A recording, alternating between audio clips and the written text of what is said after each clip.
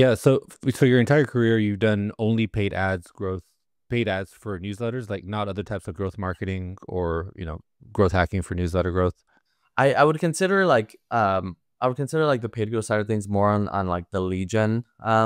Mostly like I've never done paid ads for an e-com product, or Gotcha. we've done it for like a digital product, but not in the form of like a paid digital product. So Yeah. when you talk about lead gen, I've done lead magnet advertising. I've done just straight to the newsletter landing page, but mainly in the sake of like the funnel that I've always worked with for most of the paid growth Yeah. scopes that I've done is a free downloadable free lead magnet or a free newsletter that people are subscribing to. Um, Cool. that's how I think about So it now. yeah. So who do you work with today? Like what kind of, what, have any all-star clients or, types of people that you work with or businesses that you work with? Yeah, yeah, yeah. I think the main one that that always thought that I work with two of them actually. James Clear, obviously author of Atomic Habits. He's been I think he was like my second or third client. Came off of like an introduction from someone who I DM'd on Twitter. And then Damn. Mark Manson was the same guy, Stellar Art. Um, so yeah, those are the two main. Like when I mentioned authors, those are the two main authors that I work with. A couple other authors. I'm looking at the actual like client doc in front of me, because when people ask me this question, I immediately blink. Aside from James Clear, Michael, about Yeah, that's all good. the other news that I really like the stuff that I work with is the name of the newsletter is Brain Food. It's by Farnham Street, Mm. and that's by Shane Parrish, who's also an author. It's probably one of my favorite newsletters that I work with, mainly because it's one of my favorite newsletters in general. That was one Yeah. of the newsletters that didn't reach out to me. Just always been reading it, and I just when I have a newsletter in my inbox that is valuable to me and that I know I can but I know I enjoy. I normally try to reach out to them to see if I can work with them. That's how Farnham Stream came to be. Tyler Denk from Beehive, he has his own newsletter as well. Big Desk Energy. I've been working with him for a couple months. So Cool. yeah, there's definitely a couple of big hitters, but over the client roster, it's like 20 to 25 right now.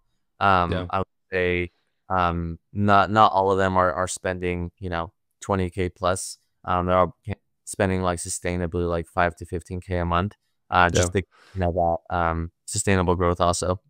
So like you and I are kind of deep in it. You're way deeper in it than I am. But like why are newsletters important and why should people even care? Like I think they're becoming obviously more trendy the past couple of years. But for those people that are kind of like, thinking about starting one or creators or semi-creators or even founders, Yeah. why should people do it? I think the immediate go-to answer for that is what everyone touts around, like the rented versus owned audience.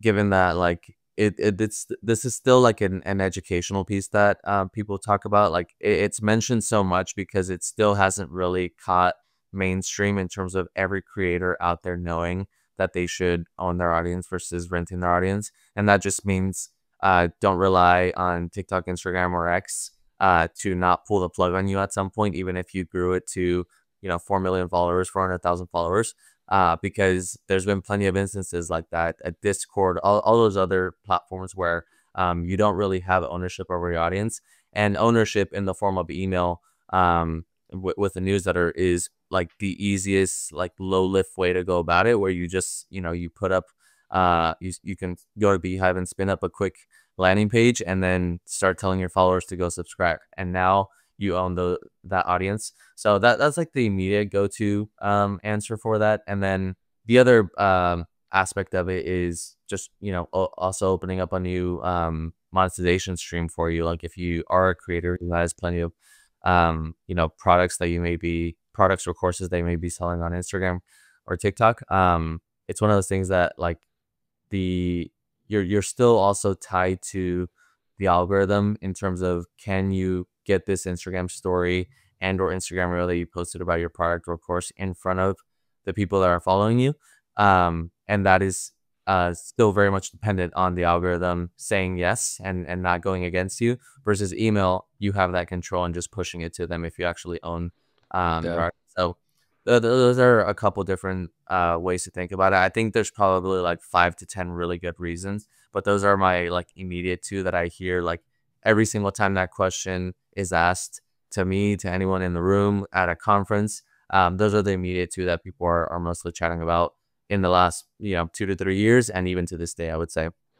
Yeah, I think the rented versus owned piece probably hits home with me like the most because I've been creating for I don't know, like close to 15 years now, like since the Tumblr and MySpace days. And, I remember creating Facebook pages and Yeah, growing them really big, like really, really big. And then literally overnight, your reach, your organic reach. So let's say, you had 100,000 followers, you would get like tens of thousands, hundreds of thousands of views and, thousands of engagements on a post on a Facebook page.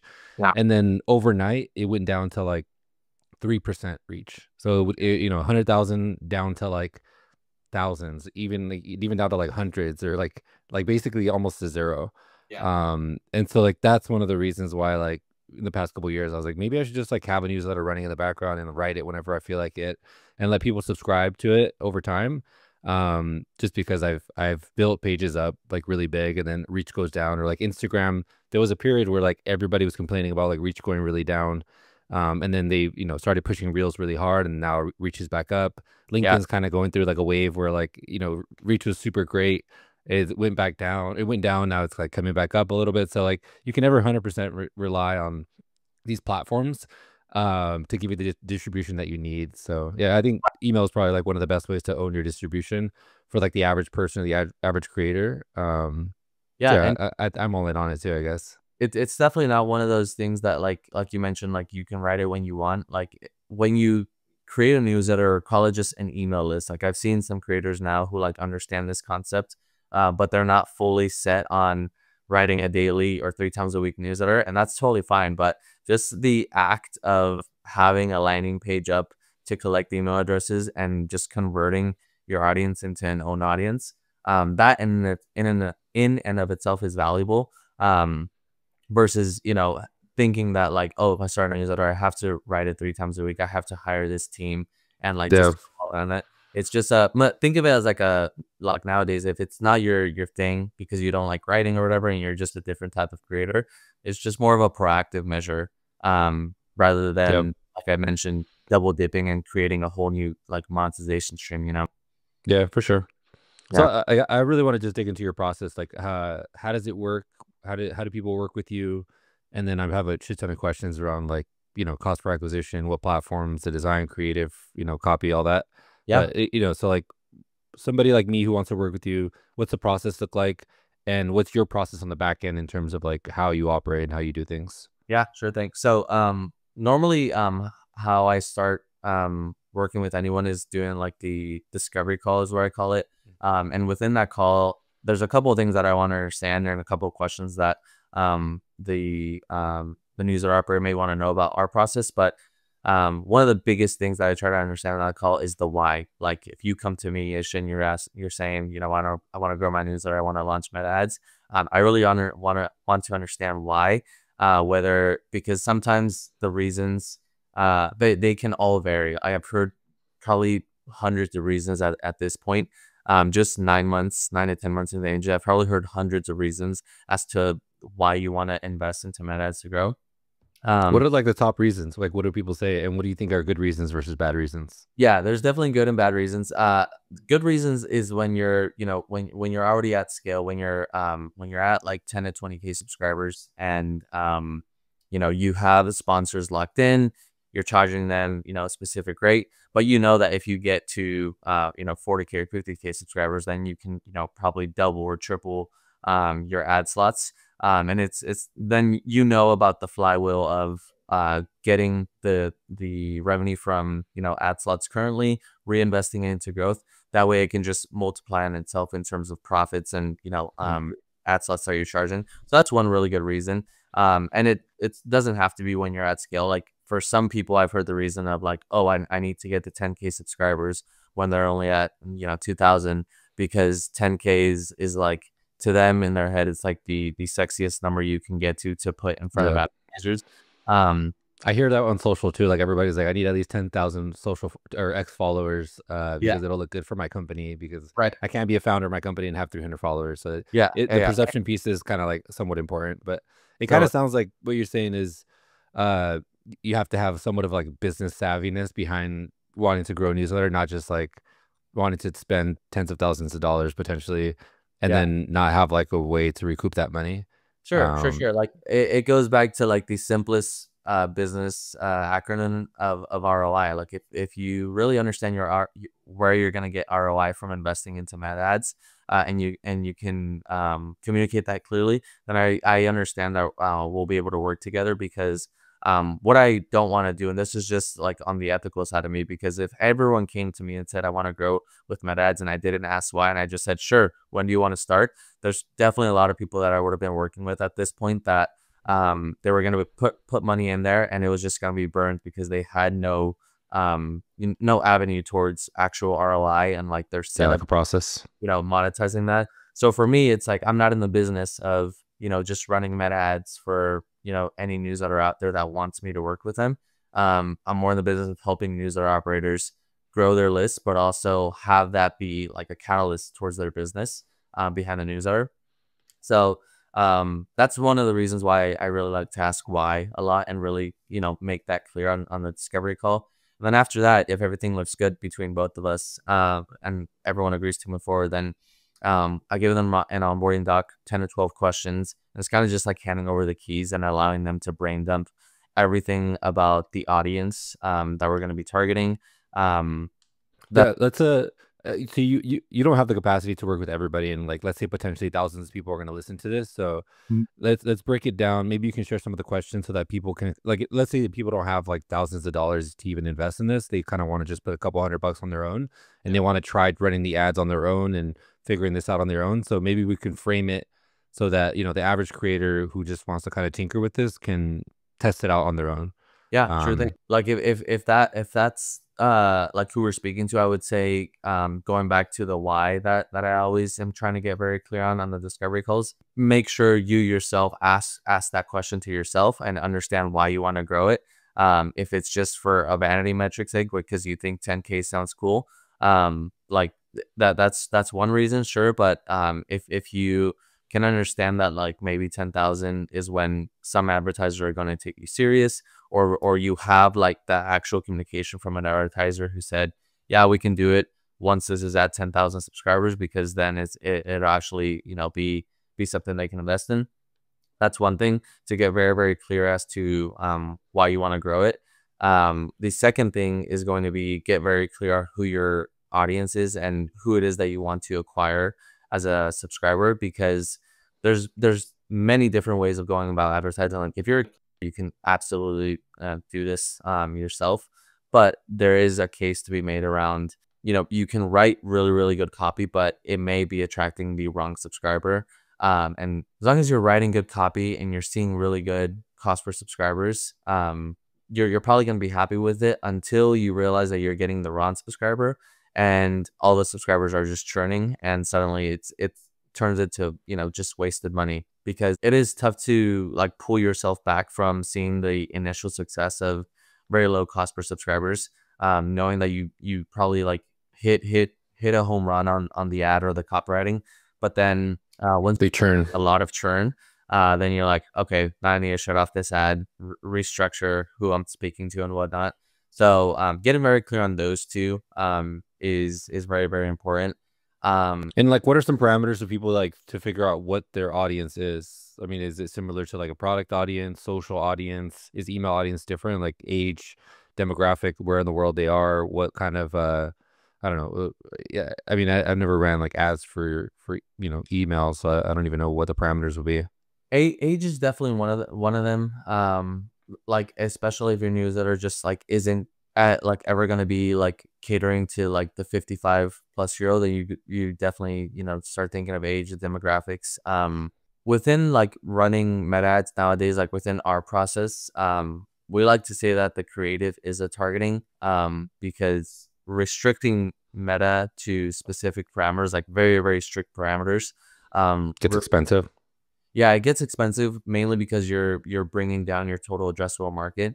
When you go broad, it allows you to target 80 million, 800 million plus people in the US or whatever. But the creative that you put out there with the specific copywriting on who you're going after, Meta's ad algorithm is still very smart and can get it in front of the right person who's going to subscribe versus limiting that with like very strict targeting parameters. So that's how I think of it nowadays in terms of the targeting. It's like I wouldn't try to like think so hard about the setup in the actual Meta Ads Manager. I would just be really thinking about who you're speaking to within your creative and within the copy that you're putting around the creative. And also that plus understanding formats for good creative and understanding that you don't want to make ads that look like ads. What that means is like if you run through like just go to your phone on Instagram and start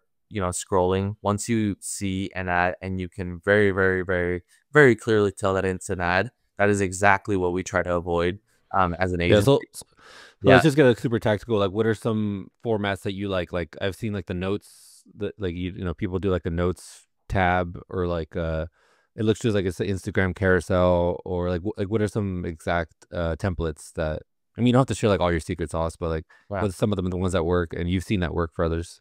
I think that, and this isn't a secret because now like there's maybe like 5 or 6 agencies like mine, plenty of news rappers that are doing this on their own. One of the best formats that everyone sees and that we still use um, is like 3 elements. It's like a background video. Could be like if I was doing it for yours, it could be like a background video of you talking on podcasts, some background music, and an overlay of some text with the messaging about the newsletter and whatnot. That works well mainly because it is one of those. It's a type of format that normally when you're scrolling, you see that most of the time just on Instagram, like as an organic post. Yeah. And for And it some has video too, so there's some movement. It's not like a static image. Yeah, it's not a static image. There's like some movement in there. There's definitely something to be said about user psychology and ad psychology and all of this in terms of like what makes a format work and understanding that no one is going on Instagram to hopefully see ad about your wish, it's that they're Yeah. going on Instagram to get a dopamine hit to scroll their life away. And if you interrupt that like They're feeding gonna be pissed. for Yeah. that's just like even for me, like it's just interrupting like what I went on Instagram or TikTok for. So playing to that to that feeding or whatever that I'm calling it is your best bet because so long as you can be entertaining enough and make a format that doesn't ruin their experience because the experience they wanted is just to go out there and get a bunch of dopamine hits. And if you can play into that while also delivering an ad message, there's no reason why like the ad would fail. Aside from something going on with the landing page or something really wrong with the copy. Yeah. So that's one of the like most tactical things. There's so many different ways to go about it, but ad psychology and user psychology and understanding that people are not going on Instagram to hopefully see this cute Canva ad about your newsletter is the best way to like reverse engineer before you even start creating any ad for if you're going about it yourself. Yeah, like so then let's say you have a cool video of like somebody like a talking head with music in the background, text overlaying. What's the CTA? Is the call to action like download this ebook or sign up for a webinar, or do you just send people like as many people as possible to like a landing page and then it just says like subscribe for free for updates on social media marketing or whatever the topic is? Like Yeah, what converts best, I guess. I would say, so like if we're running like the and when we're talking about like conversion rate, the lead magnet side of things, like if you're putting together like a free guide, and you're running ads to it, and then you obviously CTAs download for free, then they hit the landing page and they can enter their email to download the guide. That because there's an incentive behind it, that always converts the best, and it gets probably the lowest cost per subscriber. Nowadays, people that I'm working with and just newsletter operators in general are getting much smarter about making that lead magnet very, very niche in a way, like making a lead magnet that the masses aren't attracted to, but it's still an incentive. And so long as that incentive gets in front of the right people and gets framed for the right person, you can get a very low cost per subscriber, and also get the right person. But when you're making a lead magnet that can attract the masses, um, Like the and quality ends up yeah, not working out, right? Down the line. yeah, the like you'll get very, very, very low cost per stars, probably cents. But then you might get like 50%, 60% plus of them that churn because you also didn't mention that they're going to be subscribed to your newsletter later on with Mm. that they input. So there's so many variables around lead magnet and why you should or shouldn't use them, but using them in a smart way and making them niche and making them only attractive to the right person, to the right subscriber that you know will stick around is one way. And then for the most part, like I would say 80 and 90% of the people that I work with, we do the latter that you mentioned is saying, the ad message and whatnot, click below to subscribe for free. They get sent to a landing page that gives them just one more quick spiel, maybe, a headline and sub headline about the newsletter. Just that like one last convincing piece of copy on why they should enter an email and then hit the subscribe for free button on there. That's What still else do you recommend people include on the landing page? So like they see the ad, they click it, they go to the landing page, it has like some copy on like, what it is, who the person is, anything else, or do you like to keep it simple? definitely like to keep it simple. It's one of the things that I touted a lot about. I mentioned I probably mention it at least once a month, sometimes like once a week on extra LinkedIn around making a stupidly simple landing page because there's again going back to user psychology and advertising psychology.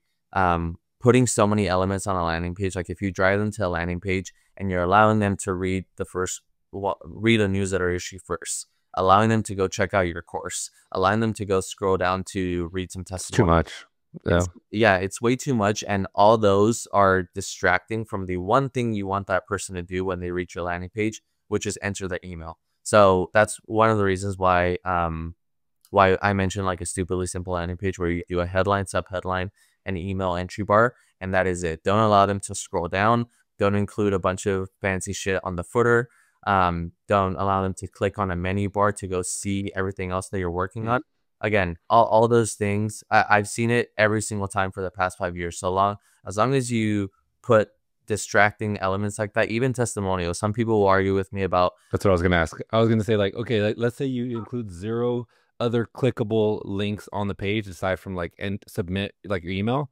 yeah, Like what are the five things? There's like a strong header with like convincing copy, maybe a subheader with like why you should or what you're gonna be receiving, the email section, like submit your email, yeah. and that is that it? Like no testimonial, no Mm, like pictures or no like the other thing that it is fine and I haven't seen prove as a negative to the conversion rate on the landing pages is like a picture of your newsletter on a mocked up iPhone and Mm. then placing it on there.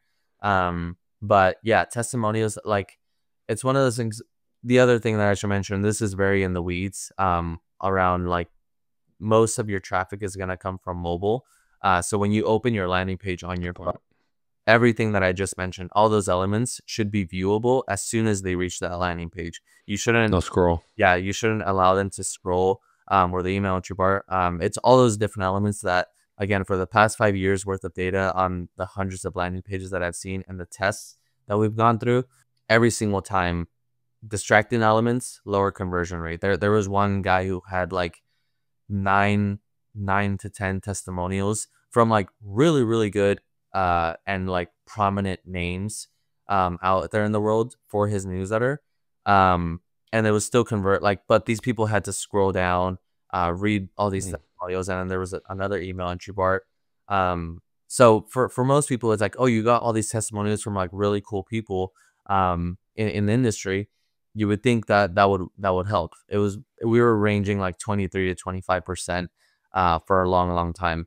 And then I guess the testimonials would probably help if you were selling a product because the longer the time spent on the page usually would probably increase the likelihood that they convert to buy something. But yeah, this is kind of like the reverse, right? You like they came from mobile, like you said, you're disrupting their beautiful Instagram, dopamine hits to go to Yeah. this landing page. They just want to get off and go Yeah. back, They right? want they So it's wanna like go back. shorter time as possible is better in Yeah. this case, as long as you can convince them within like one sentence or whatever that this is worth submitting their email to. Totally, totally. Yeah. So all that said, like I'll probably tout it again over and over. And I put up a lot of different examples of landing pages that are like this. But once you see it, it's called a squeeze page. Once you see or like look up what a squeeze page is, I learned it when I was at Morning Brew. It was really Morning Brew when I first started. Their website was only a squeeze page. It was just that simple landing page where you couldn't scroll anywhere else. All you could do is go there and enter your email. So ever I since remember that. Yeah. things, I remember like back in the days, like going to Morning Brew, like trying to read articles, and I would like go to the freaking website, and it would just be like email and like copy and yeah, maybe like an image or something. And I'm like, how do I find the damn articles? Like, do I have to yeah, subscribe to this in order to like go find some hidden link? And I would like I would like Google like Morning Brew and then the topic of the article that I was trying to find because I yeah, saw like a screenshot of it on Twitter, and then I would have to like Google and go down a rabbit hole in order just to find it. But like it worked. Like yeah. whenever I can only imagine the thousands of people that would go to that landing page and it's just like, all right, frustrated. I'm just gonna type in my email and Right. hopefully I can find that Hopefully I can article get or it. whatever. Yeah, yeah. Yeah, that's definitely it's to this day, it's still the proven the best practice for landing pages. Your benchmark that you like if you're running meta ads is to get 40% plus on your landing page. And it's very, very Oh, it's hard to pretty get high. 1 plus. Yeah, it is high because it's free newsletter for the most part. Like sometimes on lead magnets you'll get like 60% plus because there's an incentive and it's free. So it is pretty high. It's definitely not ecom where they're shooting for like 2 to 4%. But it's a free newsletter. If you provide enough value in the copy, it should be that high so long as you follow the best practices on like the structure of the landing page also, you know? Yeah. So what about like I hear you keep saying like meta ads, meta ads. Do you do TikTok ads? Do you feel like meta ads is the best and why? And then we could dig into cost. Like what are Yeah. like the cost ranges per subscriber? Yeah. I've done ads for newsletters on every platform out there, be it LinkedIn, Reddit, X, TikTok. Wow, how expensive was LinkedIn? Very, very expensive. And I only know literally I only know one user who somehow cracked the code. They don't work with me. But they somehow cracked the code to make it like efficient Profitable. and profitable and cost friendly. But when I've tried it and when That's everyone else crazy. tries it, it's always too expensive because LinkedIn is just for like B2B SaaSes that can spend Yeah, like $300 per lead. But I've tried them that's all. crazy. Meta to this day, in the last 5 years, is the only platform that is both scalable and sustainable, which is why we only like our scope only involves meta ads. The other thing with like X, there's something to be said around like the ad products, like the back end ad products, and how their targeting works, how their tracking works. Where some of them like X, what the last time I tried it was like maybe a year ago, just a bad ad product for a lot of people to work through. So I just found myself troubleshooting a lot more on different platforms and not getting the right results and scalable and sustainable results versus just focusing my time on meta ads. So that's really why we end up going there is because it's a very, very like an OG ad product on the back end that you can learn. Anyone can go to YouTube and understand the back end of meta ads. Sometimes it changes, but for all the other platforms, it's just not as scalable and not as sustainable. That's just my point of view. I've known some people, again, not the masses, that I wouldn't even say like 20% of the newsletter world would argue that X is a good platform for newsletter ads. Yeah. There's definitely like 5 to 10 newsletters that somehow crushed it, cracked the code, and it's still working for them. So yeah, that's a long-winded answer of my reasoning for only doing meta ads with it. Yeah. And like what does this cost usually? Like let's say you have a newsletter that's maybe not for the masses, but also not super, super niche. Yeah. Um Normally or I guess you could just give ranges, like yeah. what is like low end and high end, I guess. Yeah, ranges like I'll go in those 3 categories like you mentioned for the masses. James Clear, for example. masses. He can acquire probably tens of millions onto his newsletter. That's who it can attract. We've always been able to get him cost per subscriber under $1. Yeah, For that's awesome. a couple other ones that are kind of in the middle, where it's like hybrid, where it's not for the masses, but it's also not like they're also not trying to acquire only CFOs in the US in healthcare. Normally that range can always be like with good creative. Also, this is assuming really good creative. This is assuming a really good landing page, and really good copywriting. You can always get somewhere between like 150 to 250, and Dollar fifty. yeah, $1.50 $1.50. to That's 250. still pretty low. That's kind Yeah, of surprising. it's still pretty low, and even like if your creative really crushes it, then it can be, $1 to $1.50, or right at $1 sometimes. So let's just assume this is like $1 for like masses or like somewhat niche but not super niche. If we assume like $1 or $2, what's like the churn rate, the average churn rate? So like let's say you spend $10,000, you get 10,000 subs, and then what percentage of them should you expect to churn so you end up with X amount? Is it like 40% churn, you end up with 6,000 for a Now, $10,000 spend? no, your newsletter is in content wise, your newsletter is really, really bad at 40% churn.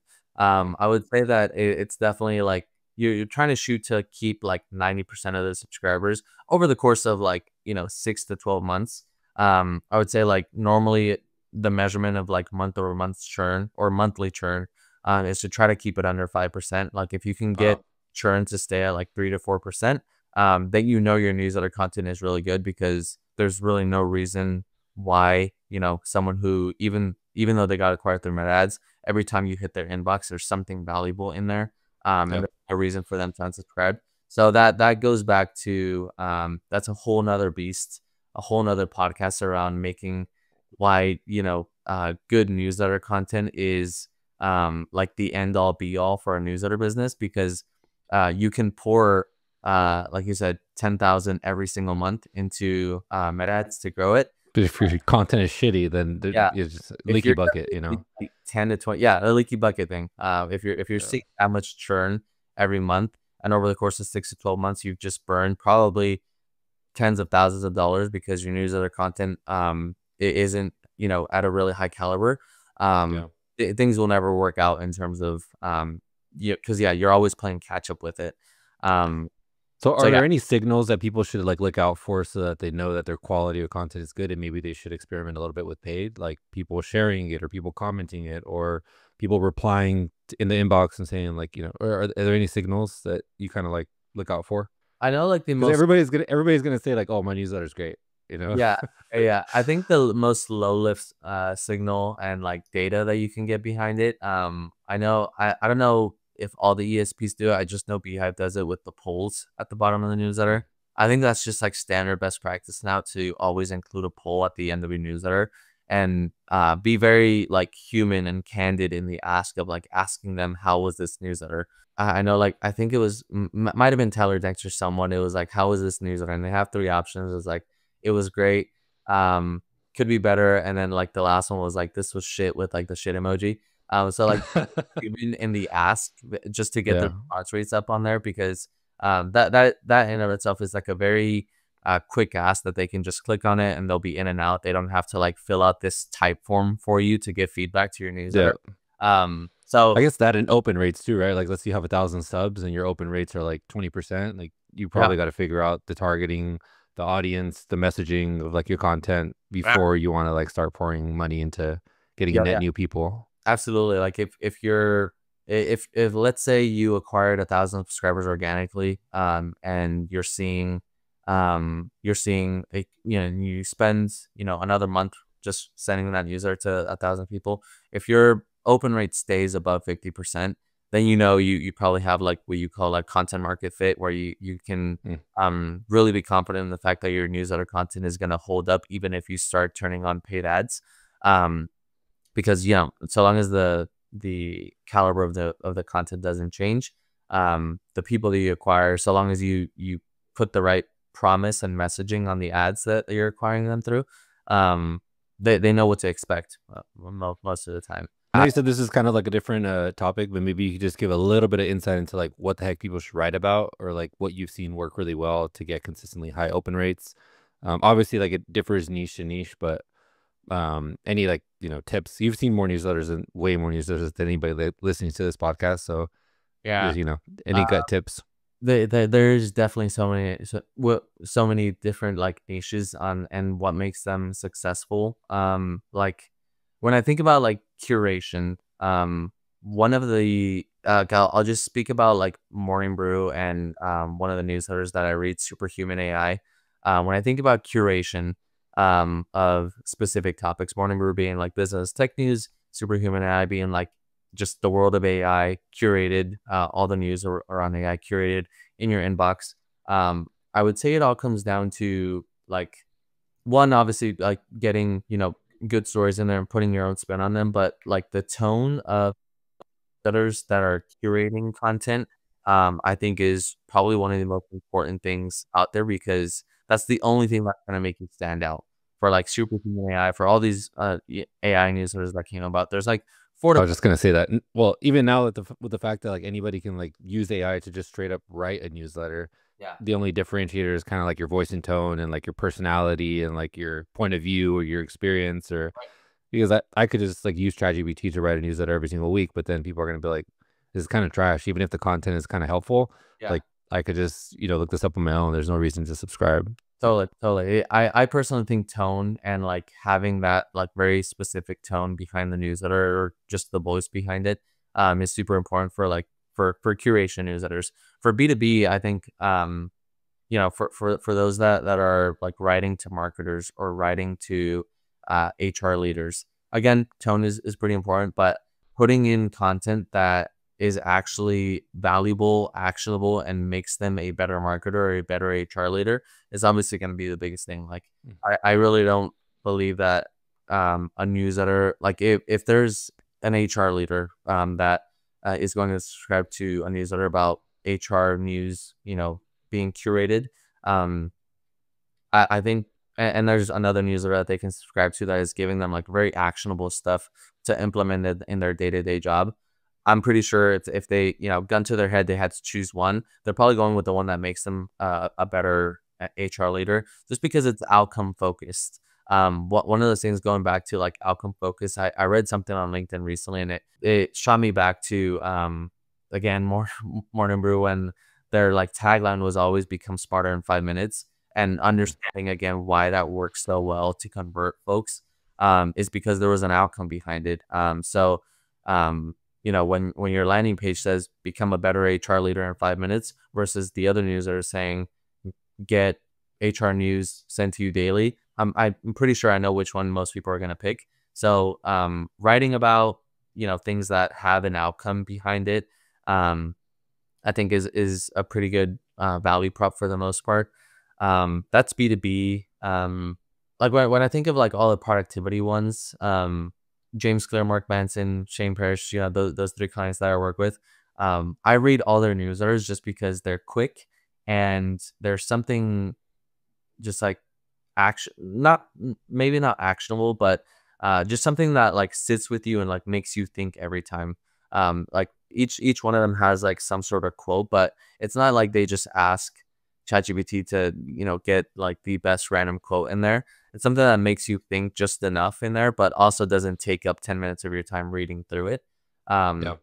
So there's definitely so many different niches, but those are some of them that I can think of when it comes to like what to write about when it comes to like if you're curating news, if you're focused on tone, B2B, make it so that it's super valuable and actionable to that B2B person that you're speaking to. And Yeah. then yeah, for all the other ones, I would say just to try to keep it as brief as possible because I know for a fact that if you ask someone to like read a newsletter like become a smarter marketer in 20 minutes versus become a smarter marketer in 5 minutes, I think most people are gonna pick the one that's a lot shorter. You know what I mean?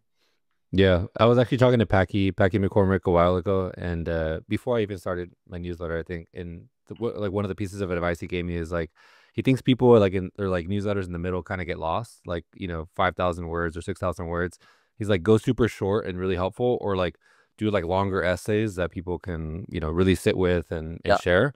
Um, and I kind of switched it up. I was kind of like in that middle that was taking, 5 to 10 minutes to read, maybe 12 minutes to read. Yeah. And then I went shorter and like, I think completion rates fit like are higher. I haven't really like checked, but people are responding more to the shorter ones. Like they'll say Yeah. like, wow, this is great. Or they'll point out things that I mentioned at the very end, which is telling me that they actually read it all. Right.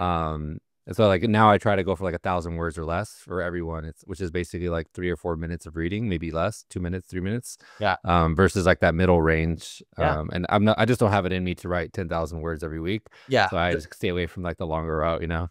There's very few. Packy's one of those select few that like it works for him to write that much, and also works for his readers to like be like very like in a trance by all those long essays that he's writing. But for the most part, I think what you just mentioned kills two birds with one stone, right? Like you're on your end, you're not having to write 3 to 4 thousand word newsletters anymore, and the reader also doesn't have to go through and try to like muscle through the, I'm not saying you're a bad copywriter, but it's one of those things where like if you're not like a good writer that can keep someone engaged and keep them moving through the newsletter at that Yeah. at that middle range. Normally that's what I've seen before also, where it's never like something that really works. So yeah, 1,000 words or less is definitely like one of those things that I would mention to anyone who's starting out. Is just to keep it as brief as possible, because no one is like I'm not excited to go into my inbox and spend an hour reading newsletters. I'm hopefully gonna read like Shane Parrish, Farnham Street. I know that I can wake up on a Sunday while I'm drinking my coffee. It's gonna take me 3 minutes, but I'll get something out of it. Hmm. For the most part. So Yeah. brevity is very is a very very strong value prop across the newsletter. Like when we talk about landing pages and newsletter content, um, less is more for sure. Yeah.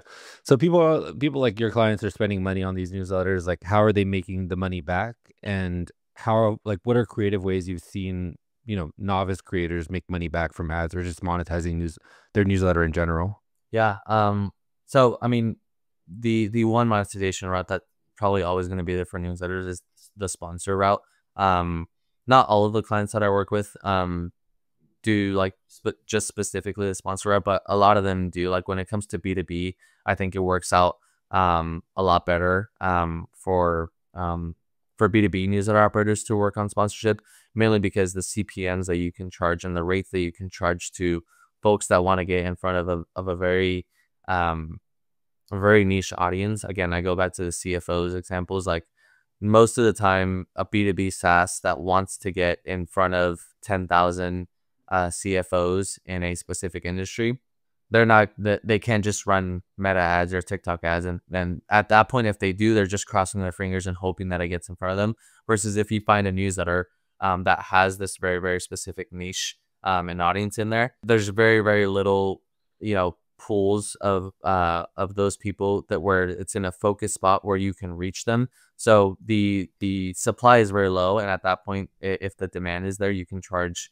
I've seen people charge stuff like some very very crazy rates in terms of CPMs. There's normally CPMs where I've seen for like B2C newsletters, it's like 15 to 30 bucks. I've seen B2B newsletters like they're charging like 150, $200 CPMs. So But let's just say like you have 10,000 subscribers. Is it like based on your open rate or what's the number based on? that kind of varies, and Like click through rate or yeah, people that actually buy the product definitely or definitely like not a conversation that I've had in a while with how people are selling nowadays. As far as I know, they're not selling off of 10,000 subscribers, 50% open rate, only charging a CPM for the 5,000 that they know are going to open. It's mainly for the whole newsletter. And I think that's just an industry standard that not many people like will stray from. Obviously, on the newsletter operator side, it's just something that's like standard practice to not just sell based on your open rate. Oh, that's how I've seen that monetization route work through. There's so many other ways, like getting the money back immediately. So many people nowadays know about Spark Loop. Like Spark Loop yeah, up. let's just assume that they don't know. Like what so like one route is like obviously the sponsorship route. That's the most like traditional route. The other one is like Spark Loops and like that route that they do Beehive Boost is like similar, right? So just break it down like what it is, and then we could just walk through the other ones too. I have to be kind of vocal about like my perspective on Spark Loop subscribing and BI Boost, and just like knowing that at the end of the day, it is like what it is, it's basically like when you're running meta ads, you acquire a subscriber through meta ads, they hit your landing page to answer their email, and then they get hit with a pop-up with 4 of the newsletters, like the name of the newsletter and a quick description of the newsletter. If you hit you subscribe, some of them have like the box checked already. If you hit subscribe, you're going to be subscribed to those 4 newsletters as well, and each of the newsletters will send you a couple cents or whatever, based on like if they accept your It's subscriber or like a referral bonus or yeah. referral fee, or whatever. Yeah, it's I think of it as sexy co-registration nowadays in terms of like how it's been built. But my only caveat on it is knowing that at the end of the day, you are getting some money back, a kickback, immediately when you acquire a subscriber for $1, and they may give you a couple cents back, and you might make 50 cents back on that email that you acquired. But you also just put 4 other newsletters in that emails in that person's inbox. And And if potentially profitable, right? Like let's say you spend $1 and they give you 50 cents each newsletter per subscriber, you make $2 back potentially, or like Potentially. I don't see it done that profitable where you put in $1 and get $2 out, but I have seen it where you can sometimes break even, sometimes you make a little bit of profit. damn, breaking even is like pretty awesome. Yeah, Yeah. breaking even was definitely something that people were doing when Sparkly Subscribe Beehive Boost first came around. Now there's just a lot more newsletters in play, and there's also criteria. Like there could be one of the newsletter publishers that you send an email to that puts this criteria that says, I will only pay you 50 cents if this Well, if they like open. that you send to me open this much, click this much, etc., etc. So filters and criteria got a lot more aggressive, and that's why you can't really make a shit ton of profit off of it. Before it was like, just send me a subscriber and I'll send you $1. And so yeah, back then it's like I Damn. price roll for Good $1, old days. like 4, that was like Damn. that was a very wild west thing when I first came about. But newsletter publishers got smarter for sure on who they're paying for. But going back to again I always have to say this because it's my belief in terms of this monetization route. When you acquire someone, you acquire them to your email, and then you put 4 other newsletters in front of them. It's at this point they don't just have your newsletter in their inbox, they have 4 other ones. And I do not believe that a single person is reading 15 to 20 newsletters religiously every single week. It's I kind of like competition against your Yeah, newsletter in the long run, there's right? Like some open rates might be viable lower. that might be happening. But if you believe if you know your newsletter content is like top tier and it doesn't match up to any of the newsletter publishers that you're sending emails to, then you shouldn't be worried about that. But if you think the newsletters that you're sending that email subscriber to are better, and at some point they're gonna think that one's more valuable to keep in the inbox versus churning from yours, then at that point that there's really no winning there, because you spent the money on acquiring them and then you send them to the newsletter, even if you got a little kickback off of it. Yeah. So that's There's kind of like the boost Spark Loops route. We have the sponsorship route. How else are, I mean, there's the obvious one of like you build a product and you just sell it Yeah. immediately. That's the smartest one, I think. But how, like, what are the creative routes? Are people making money or like monetizing their newsletter audience? This isn't like a very common one because the setup for it is a little bit more creative and involved. But if you search up the Assist newsletter, you'll see that it's like a newsletter for just like white collar women. I would say that there's that they might be a little bit more targeted nowadays. But what they do is they basically go chat with people like Figma, people B2B SaaS softwares that can work with them on a lead gen basis. So if I'm a subscriber who got an ad for the Assist, I go to the landing page, I enter my email, and then I get hit with a type form quiz of like 3 to 4 questions. Based on how I answer those questions about what role I'm in, if I'm senior or junior, company size and whatnot, then I'll get hit after those 3 or 4 questions with a like a page of these like offers almost from like Figma or from Beehive or whatever other B2B SaaS software there is. And if I download the guide for, say, HubSpot, that's like one of those on the landing page, then HubSpot gives me a kickback. Could be anywhere Mm, $30 to $100 to wow. $150 based on just that download, based on that lead that you also sent them. So that's a very, very creative way for B2B newsletters to work off of. Again, it's definitely a very involved setup, but I've seen it work, and it's definitely scalable. You just have to be acquiring the right subscribers, obviously, and you just have to make sure that you get the right partners in there, and that the the type form is a very, very key thing here. On like, if you're not putting them in front of the right offers, it's very unlikely that they're going to download the guide, and thus Mm, unlikely that you're going to get the kickbacks from them. Yeah, but that's more methodical, but very creative for sure. The products and the courses and whatnot is also one big thing. One of the ways that I see it done very, very well is obviously, like, provide value first and then ask, for money in return. So obviously, like, providing as much free value as possible is always going to be the way to go if you're selling a product or a course, and just building up that trust with them, building up that trust in terms of all the value that you've given them for free, and then they'll return it in the form of like, oh, I trust this person enough, I should buy their course. But one of the ways that I've seen it done very very smart is I think most of us would know Justin Walsh on LinkedIn. Is probably like the top guy when it comes to like LinkedIn growth and content on there. But there's a couple of people in his network. One of the clients that I worked with for a while, his name is Dan Go. He runs the newsletter called High Performance Journal. The way they frame their pitch or their selling points is always at the bottom in like these PS notes, where it's like, PS, whenever you're ready, like, I have this course, I have this oh yeah, that's great. is. And for some reason, I know it works because they've continued to do this. They have never changed it up to be like, oh, I should probably put my course way up at the fucking top of the newsletter, and Yeah, do this big image, do this big button. Should always be like a very small ask, because it's more of like a soft sell, knowing that, the person's gonna read it, and it's like, okay, this person still just wanted to provide me as much free value as possible, but they're just, putting a quick plug in at the bottom, if I'm interested.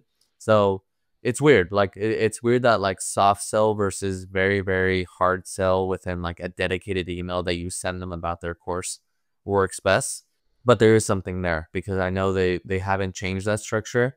And because they haven't changed that structure, I know it works well, and it's probably get some pretty high like click-through rates and conversion rates through that also. yeah, That's one thing. Those two newsletters, I'll definitely go check them out so you can see that structure. Because when I saw it in the works, I was like, this has been in the works. This has been the structure for like months now.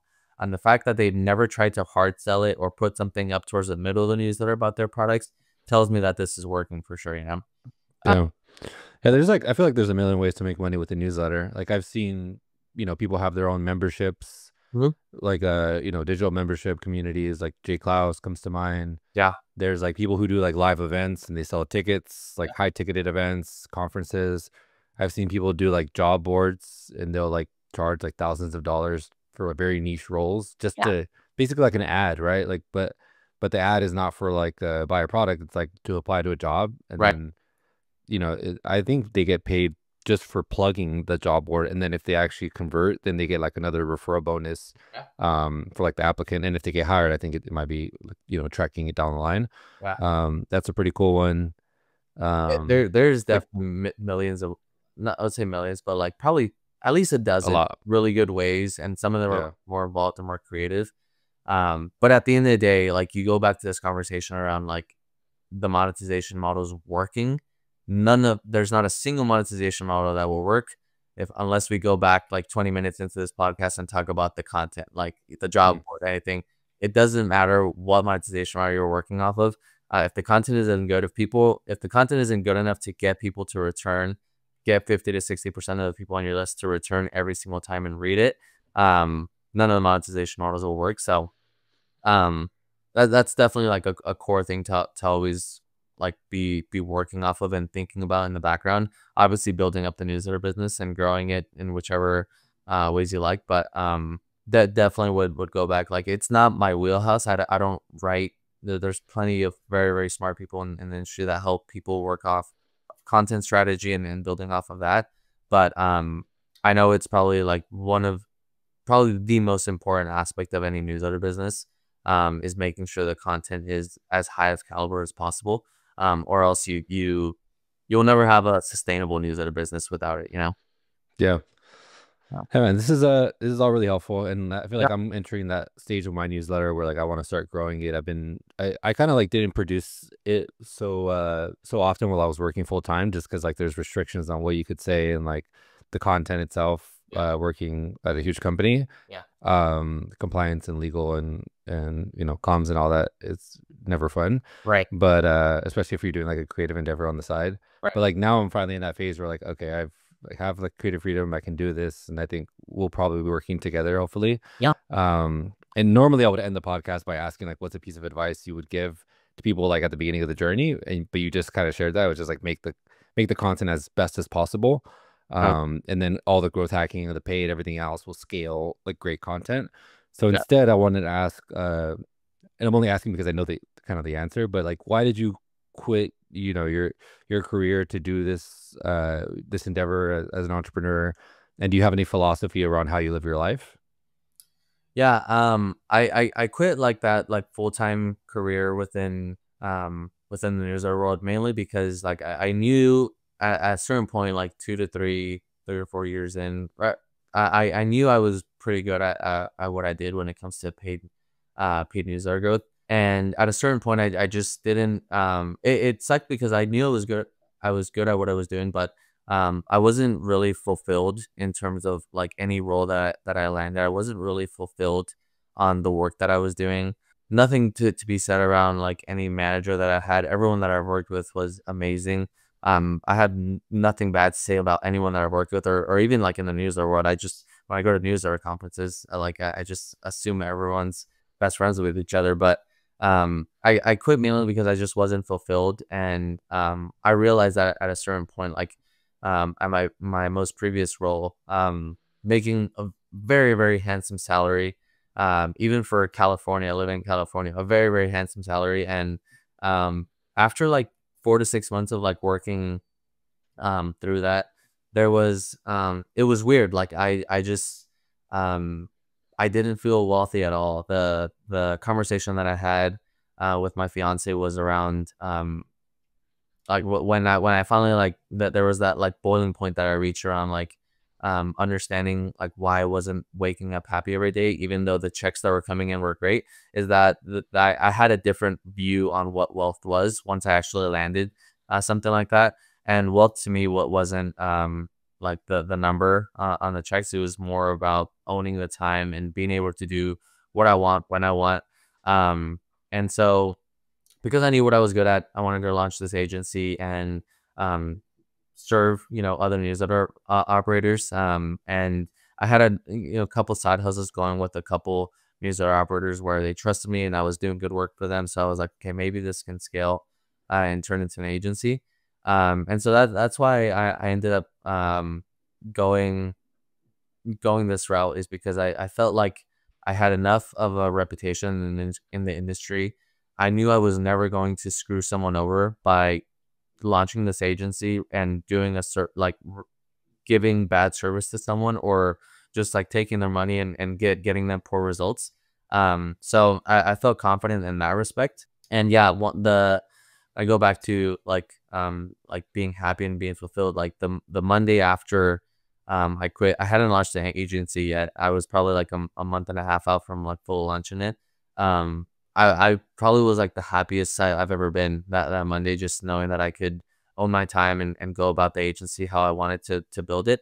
And to this day, I still wake up excited every day to work on Yeah. agency with the clients that I work with. So I would say it goes back to like how I like live my life, is like understanding that there's so many like different, like especially because I'm young. Like I had a conversation with someone, like if I was like 45 plenty of kids, a house, and all that stuff, like maybe Be a different story. it would have been a different story to give up those like that stableness, you know. But I know like that was another one of those things. When I thought about this, I was like, what's the worst case scenario? Like if this agency goes to shit, what is the worst case scenario? I'm still gonna be really good at what I do. So I can go back into the industry and find a job Yeah. and do paid growth for a specific media company or news operator. So given those, like weighing those things is what definitely made me a little bit more confident. And so yeah, I mean, taking that bet on yourself is probably like one of the best ways that I live my life now, is knowing that there's not like you can burn the boats, but if you know that there's like a life raft somewhere out there that you can hop on at some point, um I would say go for it, especially if you're in, you know, mid-20s, you know, early 30s. And if it's fulfilling. Like I just don't believe that I wrote a LinkedIn article the other day around like if you get hit by a bus tomorrow, because like my agency, like I'm not trying to scale this thing to like 20 million ARR. If you get hit by a bus tomorrow, um, on your deathbed, you're like, oh, well, at least I hit like 20 million ARR because I gave up all the time to my family. I didn't walk my dog, all this other stuff. If I can walk my dog, spend time with my fiance tonight, and know that the agency is going to be profitable and I can pay myself really well, that's all. I'm gonna be happy tomorrow if I get run over by a bus, you know. Those are one of those things that like I just think people miss the point of like short-term versus long-term living, because I don't think I'm promised to live the average lifespan. I just don't know when yeah, the finite time will come for like myself or for anyone. So spending that time like just driving 80-hour work weeks, for some people they'll play that game and it's fulfilling, but it's just not fulfilling for me, you know. Yeah. Similar story, dude. So, and this is one of the reasons why I wanted to have you on the show is like, there's like this hustle culture in the world, especially in like this bubble that we're in, where everybody just wants to, you know, maximize MRR. And sometimes it comes at the cost of like, you know, happiness or just fulfillment and how people live their lives. Yeah.